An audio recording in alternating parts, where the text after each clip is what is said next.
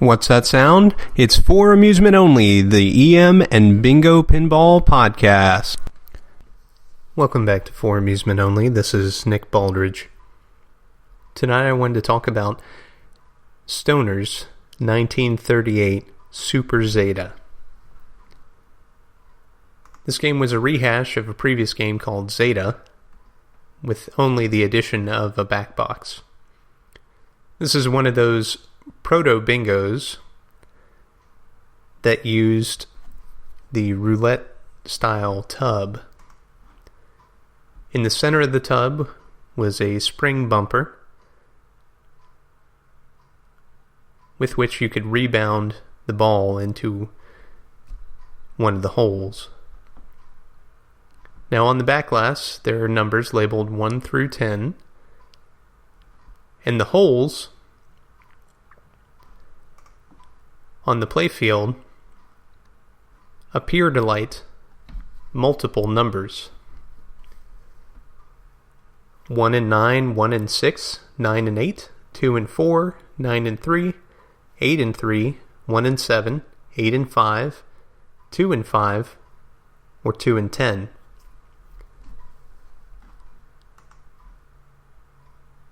Now,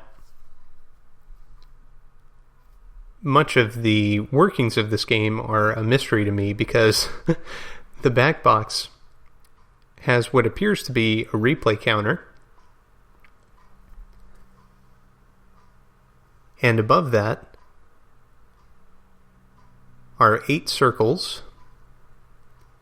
Below it are another 8 circles, and on the same row as the replay counter, or at least what appears to be the replay counter, there are 3 circles, and then 3 other colored ovals similar to the section that has the replay counter. I have no idea what any of those are for. There are numbers on the back box, 1 through 10, and I assume that they light up when you achieve those numbers on the playfield. Now, I'm not certain how many balls were used with this game. The example on IPDB shows 6 balls for 5 cents. And what makes this game different than other games with the roulette wheel style tub is that instead of coming from a shooter lane and then rolling around the playfield area, the shooter lane feeds directly into the tub instead of having to come around a ball arch and then wrap back around. Hope I'm explaining that appropriately, but the point is that it's slightly different than United's ABC, which is widely credited as the first bingo.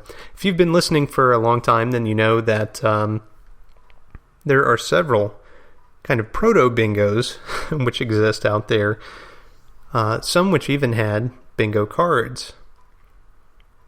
And this is yet another interesting idea.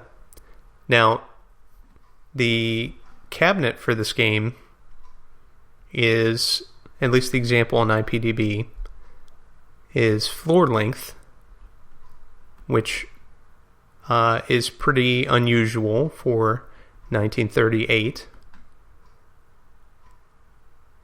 And it's solid red. I'm not certain that that's original, because it seems like it's quite the contrast with the rest of the game.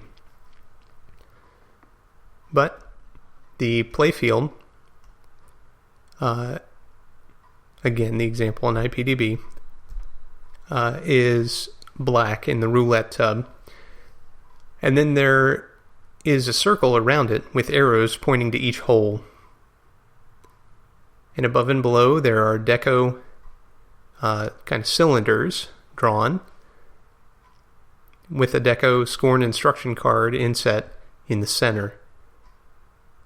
It's very attractive, and the artwork appears to be screened onto the playfield glass. On the left-hand side you can see the slug rejector, as well as on the right you can see the shooter rod to help you choose the right amount of shooter strength. The backbox is one of those early half-height backboxes.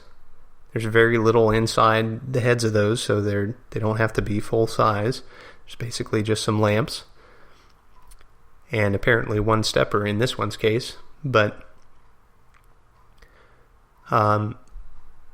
the words Super-Zeta are spelled out in all caps at the top center on a field of yellow in red letters. Below that is a field of blue, and in that are white ovals which contain red numbers 1 through 10. Below that are some rainbow lines to the left and right, and in the center are the circles that I mentioned earlier. Below those rainbow lines, there's a green section which is solid, and on the right-hand side there's a red section which indicates tilt. At the bottom, that rainbow pattern of lines repeats on the bottom left and bottom right. Very attractive. Not sure how it plays. I'm really not sure what those circles indicate. They may help with high numbers of replays. There's really no indication of how many replays that you win unless the score and instruction card spells that out. But unfortunately, the example on IPDB does not show. Well, that's all for tonight. Thank you again for joining me. My name again is Nick Baldridge. You can reach me at foramusementonlypodcast@gmail.com, or you can call me on the Bingos line. That's 724-BINGOS1, 724-246-4671. You can listen to us on iTunes, Stitcher, Pocket Cast via RSS, on Facebook, on Twitter at Bingo Podcast, on Instagram at Bingo Podcast, or you can listen to us on our website, which is foramusementonly.libsyn.com. Thank you very much for listening, and I'll talk to you next time.